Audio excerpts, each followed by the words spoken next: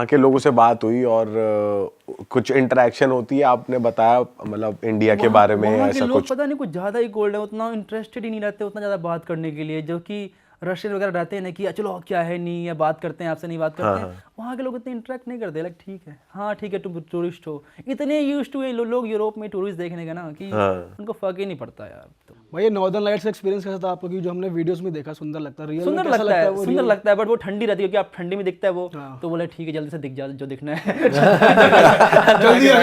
जल्दी आ जा क्योंकि आपको फिर वो बाहर जाना पड़ता है सिटी के, क्योंकि आप लाइट पोल्यूशन से आप नहीं देख सकते, सिटी के बाहर जाना पड़ता है, तो जल्दी दिख जा जो दिखना है, ये सब ऐसा लगता है। बट भाई जैसे फिनलैंड, आइसलैंड ऐसी कंट्रीज हो गई, यहाँ के लोग परेशान रहते हैं, खुश रहते हैं क्या? इनकी कहते तो हैं कि one of the happiest country in the हाँ वर्ल्ड, वही मैं पूछना चाह रहा हूँ कि Finland is the happiest country in the world. Happiest in the sense of कि उनकी लाइफ की प्रॉब्लम्स नहीं है। सपोज इंडिया में कोई अनएम्प्लॉय हो जाए तो कि पैसे कहाँ से आएंगे, अब कौन देगा पैसे? एटलीस्ट वहाँ गवर्नमेंट तो देती है आपको कि चलो ठीक है 2,000 रुपये डॉलर्स पर महीने ले लो, 2 लाख रुपये पर महीने तुम ले लो अगर तुम्हें अनएम्प्लॉय भी हो तो। बट टैक्स भी फिर ज़्यादा है वहाँ पे, 55% टैक्स देना पड़ सकता है आपको जो भी कमाते हो आप। बट ठीक है, उस टैक्स देने में मैं समझता भी हूँ कि जब आपको फ्री में हेल्थ केयर मिले, फ्री में पढ़ाई मिले, अगर आपको ये गारंटी कि अगर आपके पास जॉब नहीं हो तो पैसा मिलेगा आपको, तो फिर टैक्स देने में अच्छा लोग हो गया कि चलो दे देते हैं टैक्स।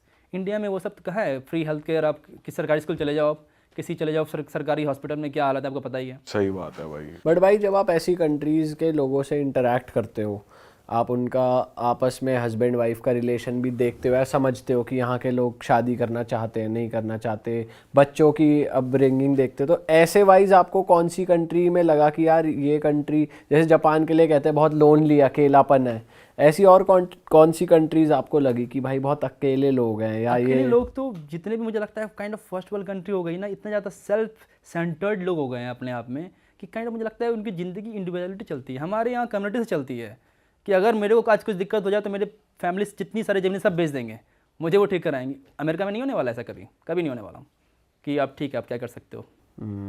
और बहुत ही रेयर है वो कि कुछ और वहाँ पे करेंगे। इंडिया से रिलेटेड ऐसी वैल्यूज जैसे आपने बताई, ऐसी और कौन सी कंट्री में? आप ईरान देख लो, ईरान में बहुत ज़्यादा वैल्यूज़ हैं, फैमिली वैल्यूज़ बहुत ज़्यादा मैटर करती है। मोर और लेस आपको एशियन कल्चर में देखने को मिलेगा ये। चाइना में भी है फैमिली वैल्यूज़ आपको देखने को मिलेगा। यूरोपियन कंट्रीज में उतने ज़्यादा नहीं है, वो बहुत ज़्यादा इंडिविजुअल वहाँ पे लोग हैं। भाई कहीं की अल्कोहल आपने ट्राई करी हो कि भाई इस देश की सबसे बड़ी और यूनिक है? मैं एक बार गया था वोडका म्यूजियम सेंट पीटर्सबर्ग में, वहाँ पे 50 टाइप के वोडका मुझे ट्राई करवाया गया, तो फिर मुझे समझ आया कि वोडका में भी अलग अलग टेस्ट होता है। 50 तरीके की? हाँ, वहाँ पे अलग अलग टेस्ट है, आप टेस्ट कर सकते हो वोडकाज। एक्चुअली एक फैक्ट है रशिया के बारे में कि Russia produce 60% of the world vodka, but they consume 70% of the world vodka. 10% जिसको मंगवाना ही पड़ जाता है कि इतने वोडका कम पड़ रही है। कम पड़ रही है। भाई ठंड भी तो ज्यादा है ना वहाँ पे। एक्चुअली मेरा पहला ड्रिंकिंग एक्सपीरियंस वोडका ही रहा था। मैं रशियन ट्रेन में था और एक दादी आई, बोलती उठो उठो उठो उठो, चाय पिएगा रशियन चाय? मैंने कहा दो। वो वोडका दी थी मुझे उन्होंने। अब मैंने कहा मार ले एक बार में, मैं मारा एक बार में पूरा एकदम पता नहीं जलने लग गया मुझे, और फिर एक में ही मुझे वो चक्कर वगैरह आने लग गया, मैं एक में ही सो गया। तो अच्छी बात, एक तो अच्छी बात थी कि 7 दिन की ट्रेन जर्नी थी मेरी, तो मैं आराम से सोया रहा 1 दिन तक। अच्छा, एक दिन तक। और मैक्सिकन टकीला ट्राई करी आपने? हाँ, टकीला ट्राई किया। मैं टकीला सिटी भी गया हूँ। टकीला सिटी भी है? हाँ, टकीला एक्चुअली टकीला सिटी से प्रोड्यूस हुआ है। अच्छा, एक सिटी एक वहाँ पे कहते हैं टकीला, तो वहाँ से टकीला निकला है। मैक्सिको में ही है मैक्सिको वो? में है भाई मैक्सिकन कल्चर और इंडियन कल्चर कहते हैं काफी सिमिलर है, क्योंकि स्पाइसी फूड वो भी खाते हैं, हम भी खाते हैं स्पाइसी फूड। राजमा खाते हैं? राजमा बहुत ज़्यादा खाते हैं वहाँ पे, चिकन खाते हैं, रोटी खाते हैं, रोटी मतलब तड़ते रोटी खाते हैं। हाँ, खाना बहुत सिमिलर है उनका। और क्या वैल्यूज सिमिलर लगी? वैल्यूज़ तो हैं, फैमिली वैल्यूज़ वहाँ भी आपको देखने को मिलेंगे। वैल्यूज़ में वो लोग भी बहुत ज़्यादा हेड नॉट करते हैं, आपको देखोगे तो लाइक नोट करते हैं वो लोग। और वहाँ पे जैसे मैक्सिको में थे आप, तो कुछ जैसे वहाँ पे वो बहुत चलता है कार्टेल वगैरह का सिस्टम, तो कुछ देखा आपने? जनरली टूरिस्ट को परेशान नहीं करते हैं, टूरिस्ट के साथ उनका हमने तो सुना है टूरिस्ट को बचाते हैं वो, बचाते हैं। टूरिस्ट को आप कुछ नहीं करेंगे। एक बड़ा ही अनफॉर्चुनेट एग्जांपल था, एक लड़की थी इंडिया की, ट्रैवल ब्लॉगर थी, उसकी डेथ हो गई थी क्योंकि 2 कार्टेल आपस में भिड़ गए थे। तो उस बीच में वो फायरिंग में आ गई थी, उसकी डेथ हो गई थी। बट वो टूरिस्ट को कुछ नहीं करते जनरली। भाई और आपने वर्ल्ड में जैसे इंडिया का हिंदू कल्चर हमने सुना है बाली में आपको देखने को मिलता है, ऐसा और कौन सी जैसे आपने बताया कि सूरीनाम में दिख जाएगा आपको, गयाना में दिख जाएगा, और कहाँ मॉरिशस में दिख जाएगा, मॉरिशस में, फिजी में दिख जाएगा, और भी किसी कंट्री में, जैसे रशिया में कहते हैं बहुत लोग आजकल। रशिया में एक्चुअली वो हो रहा है पूरा हिंदुज़म नहीं, किसी की ये सब कंट्री पूरा हिंदुज़म मानती है, बट रशिया में एक सेक्टर जो इस्कॉन वाला पार्ट है, सिर्फ जो कृष्णा को मानते हैं वो लोग। अच्छा। एक तो वो उन्होंने स्टार्ट कर दिया है अभी। रशिया में आपको बहुत सारे यूरोपियन कंट्रीज में देखने को मिल जाएगा क्या कि लोग आते कि हैं, लोग हरे राम हरे कृष्णा कर रहे हैं और बड़ी बड़ी एकदम उन्होंने मूर्ति बना रखी है, उसको फॉलो कर रहे हैं। ओ भाई ऐसी कौन सी कंट्री है जहाँ पर आप जाना रिग्रेट करते हो, मतलब आप बेकार ही गए, आपको बिल्कुल मजा नहीं, ऐसा रिग्रेट तो नहीं है, मुझे एक बार तो हर जगह जाकर देखना ही था, अच्छा। लेकिन मैं वापस से बहुत सारी कंट्री नहीं जाना चाहूंगा अनलेस एंड उनमें आपको से कौन सी पैसे नहीं country देने, आती पैसे है? मुझे नहीं मिले पैसे भी देने पड़ेंगे आपको वहाँ जाने के लिए और सारा खर्चा भी, तभी जाऊंगा सारी कंट्रीज में, ऐसे नहीं जाऊंगा। कौन सी है वो? Example Djibouti. भाई जिबूटी कौन सी कंट्री है, कहाँ पड़ती है ये जिबूटी है हॉर्न ऑफ अफ्रीका में, इजिप्ट और सूडान के आसपास है वो, कि एक छोटी सी टाइनी सी कंट्री है, बट वहाँ पे मिलिट्री बेस बहुत सारे हैं, सारे देश के वहाँ पे मिलिट्री बेस आपको मिल जाएंगे। वो देश मिलिट्री बेस के लिए बना हुआ है, यूएस की मिलिट्री बेस है, चाइना की मिलिट्री बेस है, फ्रांस की है, यूके की है, सबकी मिलिट्री बेस आपको वहाँ पे मिल जाएगी। तो उसकी वजह से लोग वहाँ पे थोड़े हॉस्टाइल हो रखे हैं, बिल्कुल भी पसंद नहीं करते टूरिस्ट को। आप जाओगे रोड पर लेके चिल्लाएंगे, हे जाओ यहाँ से, जाओ यहाँ से, ऐसे कुछ बोलने लग जाएंगे। इतना मेरा बुरा एक्सपीरियंस रहा उस देश के अंदर। मैं गया था, रहूँगा 1 हफ्ते, मैं सुबह पहुँचा हूँ, शाम को बोले चलो छोड़ो इस देश को, मैं निकल रहा हूँ इस देश से। अच्छा। मैं कहा जाता हूँ इस देश से, हो गया मेरा।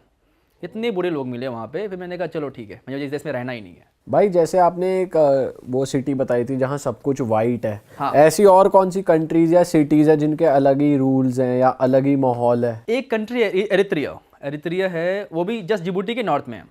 वो कंट्री 90s 50s 60s में जी रही है। उस देश में आई थिंक दुनिया की इकलौती ऐसी कंट्री है जहाँ पर इंटरनेट नहीं है। अच्छा। आज के ज़माने में इंटरनेट नहीं है। दुनिया में इकलौती ऐसी कंट्री है जहाँ पर मोबाइल डाटा नाम की कोई चीज़ होती ही नहीं है। फ़ोन डाटा होता ही नहीं है, सिम कार्ड में फ़ोन डाटा नेटवर्क मिलता ही नहीं है। ऐसा क्यों है भाई उस देश क्योंकि में? वो एकदम अलग ही रह रहे हैं, 50-60 साल पीछे रह रहे हैं। बट वो अवेयर है कि ये चीजें एग्जिस्ट करती हाँ, हैं? उनको पता है, अवेयर एग्जिस्ट करती है। उनको पता है कि दुनिया के बारे में चीजें हैं। आपको छोटे छोटे कैफेज मिलेंगे जहाँ पे इंटरनेट मिलेगा, आपको चलना पड़ेगा, आपको वाईफाई वगैरह का कोई सुविधा नहीं है, आपको चलना पड़ेगा 1 किलोमीटर जाकर फिर कैफेज मिलेंगे। अच्छा। आप लॉग इन करोगे, इतना स्लो स्पीड, व्हाट्सएप मैसेज आने में लगता है 25 minute, text message. Text message. Internet का तो वो लोग, आधे लोग इंटरनेट जानते ही नहीं क्या होता है इंटरनेट। तो वो इस तरीके से क्यों जीना चाहते हैं, उनको उसमें मजा आ रहा है? वहाँ पे डिक्टेटरशिप है, वहाँ पे तानाशाही है, और तानाशाह चाहता है कि ऐसे लोग जिए। और जैसे टूरिस्ट जाते हैं तो उन्हें डर नहीं है कि टूरिस्ट आके बताएंगे तो लोग प्रोटेस्ट इसलिए तो करेंगे? बहुत डिफिकल्ट वीजाज हैं इन सब कंट्रीज का, आपको बड़े मुश्किल से मिलता है, कभी कभी बिना मतलब का रिजेक्ट कर देंगे, बिना पूछे सोचे समझे। बट मैं लकी था कि मुझे मिल गया और मैं चला गया। और इनकी रिक्वायरमेंट क्या होती है? जैसे कई कंट्रीज मांगती है कि स्टे दिखाओ, फ्लाइट दिखाओ, बैंक बैलेंस दिखाओ, ये लोग ये क्या सब कंट्रीज की कोई रिक्वायरमेंट, ये कंट्रीज में क्या होता है कि आप एक लोकल बंदा ढूंढो, वहाँ पे लोकल बंदा आपके बिहार पे वीजा अप्लाई करेगा कि इस बंदे को मैं जानता हूँ, ब्ला कैसे जानता हूँ नहीं जानता हूँ, या तो फिर कोई टूर एजेंसी है, एंड देन आपको वीज़ा मिलेगा। आपका वहाँ पे था कोई दोस्त? वहाँ पे एक टूर एजेंसी वगैरह से आप कांटेक्ट करके मैंने गया था मैं, तो same Gilgit Turkmenistan, same here. और वो देश बड़ा है या छोटा? बहुत छोटा सा देश है और 1970 में रहा है, सारी पुरानी गाड़ियाँ हैं, लोग साइकिल पे चला रहे हैं, साइकिल वहाँ का मेन पब्लिक ट्रांसपोर्ट है। But at the same time मुझे ना अच्छा लगा कि वहाँ पे ना बच्चे शाम को फुटबॉल खेल रहे हैं, ना कि अपने फ़ोन में गेम खेल रहे हैं। ये भी देख के अच्छा लगा कि वहाँ पे कम्युनिटी बनी हुई है कि रोज़ शाम को सब साथ पैदल जा रहे हैं, सब कुछ फ़ोन में नहीं घुसे हुए हैं। आप चलो मेट्रो में जाकर देखो, सब स्क्रॉल कर रहे हैं, टिकटॉक या जो भी कर रहे हैं, यहाँ पे एकदम सब हम फ़ोन में घुस चुके हैं। वहाँ पे है ही नहीं फ़ोन, तो कोई घुसा हुआ ही नहीं, एकदम ऐसा लग रहा है कि अच्छा जीवन है इनका, कि लाइवली है, एक दूसरे से मिले जुले हैं, काफ़ी कम्युनिटी वाइज ज़िंदगी जी रहे हैं। तो आपने वहाँ के लोकल लोगों से बात करी कि उन्होंने कभी ट्रैवल किया बाहर, वो लोग बाहर जाकर जीते हैं, मतलब नहीं? बहुत ही डिफिकल्ट है, उनको परमिशन लेनी पड़ती है उन देश से बाहर जाने के लिए। ओके। हमें क्या है कि हमें जब मन के चलो, जब पैसे में वो निकल जाता हूँ मैं देश के बाहर, वो उनको चाहिए होता है परमिशन कि गवर्नमेंट परमिशन देगी, आप बाहर जा सकते नहीं जा सकते हो। और वहाँ के मेजर लोग क्या करते हैं? जनरली एग्रीकल्चर हैं, छोटे मोटे काम कर लेते हैं। बहुत ही one of the poorest country में भी से आती है एक्चुअली वो, और उनकी खुद की करेंसी है। काइंड ऑफ वॉर में भी है कंट्री, वॉर कर रही है इथियोपिया के साथ। तो सब वो लोग ठीक है, मतलब लोग फिर भी खुश दिखे मुझे ना वहाँ पे, तो मुझे उसका अफसोस नहीं हुआ कि चलो ठीक है, अगर खुश हैं, 900 का यूज़ कर रहे तो क्या हो गया, खुश तो है ना, दैट्स मोर इम्पोर्टेंट। सही बात है। अच्छा भाई, आजकल हाइकिंग का बहुत ट्रेंड आ गया है, लोग पहाड़ों पे हाइक करने निकल जाते हैं, सुंदर सुंदर। तो इंडिया तो बहुत रिच है हाइकिंग के लिए अपनी, पर इंडिया के अलावा आपको कोई लगाओ कि वहाँ वो कंट्री हाइकिंग के लिए बहुत अच्छी है? बहुत सारे लोग आते हैं। किर्गिस्तान, छोटी सी कंट्री, राइनी सी कंट्री, मैंने कहा था कि स्विट्जरलैंड ऑफ एशिया कहते हैं। किर्गिस्तान हाइकिंग के लिए बहुत ही सुंदर जगह है। लोग एकदम हाइकिंग के लिए वहाँ पे यूरोप से आते हैं, फ्रांस से आते हैं, जर्मनी से आते हैं और हाइकिंग करने के लिए जाते हैं। आप गए थे वहाँ? हाँ, मैं गया था, 3 महीने रहा हूँ मैं इस देश में। तो वहाँ पे क्या यूनिक लगा आपको? सब कुछ यूनिक ही लगेगा, सब कुछ कोई नहीं है। घोड़े हैं बहुत ज़्यादा वहाँ पे, आपको घोड़े हर जगह दिखेंगे, तब घोड़े को देखते रहोगे, ऐसा फील होगा कि स्विट्जरलैंड में आप आ गए हो। तो आपको जब हाइक पे वहाँ पे एनिमल्स वगैरह नहीं अटैक वाइल्ड करते? लाइफ उतनी ज़्यादा नहीं है वहाँ पे। अच्छा, तो एनिमल्स हैं बट आई थिंक फॉक्स है ज़्यादा मोस्टली, बट कोई ज़्यादा वाइल्ड लाइफ नहीं है वहाँ पे। ओ, तो बहुत ही प्यारा डेस्टिनेशन है, हाई माउंटेन्स में आप क्लाइंब करते हो, और कोई टूरिस्ट नहीं है, सबसे अच्छी बात कोई टूरिस्ट है ही नहीं, तो लोग इसलिए वो ट्रैवलर्स आते हैं वहाँ पे कि आके हाइक करें, जाके देखें। और इंफ्रास्ट्रक्चर हाइकिंग के हिसाब से है कि वहाँ ऊपर जा रहे हैं अच्छा तो स्टेज infrastructure भी है, या फिर वहाँ पे कैंप्स ही लगाने पड़ते हैं सबको अपने? मोस्टली कैंप से लगाने पड़ते हैं, और वहाँ पे यूथ का एक सिस्टम है, वहाँ पे नॉमैड्स होते हैं, जो नॉमैड फैमिली होती है जो कि माउंटेन्स में ही रहती है, तो उनके साथ आप रह सकते जो घूमते फिरते हैं, रहे। घूमते फिरते रहते हैं। इन सब कंट्रीज में एक्चुअली बड़े बड़े यूथ लगाती है, क्योंकि सब कंट्री ठंडी भी हो जाती है ना, तो -30 चले जाता है, तो वो यूथ बनाते हैं, जिससे कि वो जो सिप का जो खाल होता है उससे वो बनाते हैं वो लोग। तो आपने कभी देखा भाई लाइव हंटिंग वंटिंग हो रही है आपके सामने? लाइव हंटिंग वगैरह तो मैंने किया था, एक ट्राइब है अफ्रीका में, हजाबी ट्राइब करके नाम है, तो वहाँ पे मैं उनके साथ हंटिंग पे गया था 3 दिनों के लिए।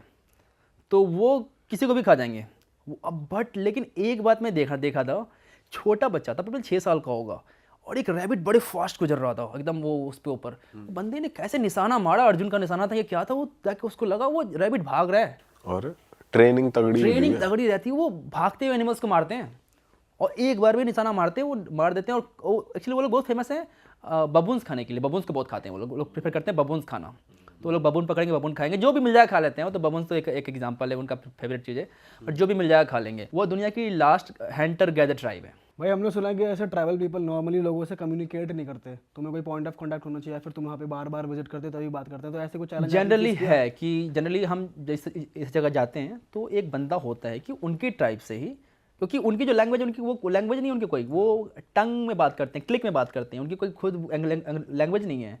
तो वो एक बंदा मुझे मिला उसी ट्राइब का, जो कि मॉडर्न ज़िंदगी जी रहा है, जो कि सिविलाइजेशन में आ चुका है, और उसने हमें बताया कि चलो आ जाओ इससे बात करते हैं, साथ साथ इसके घूमते हैं, और उसके बदले उसने कुछ पैसे लिए।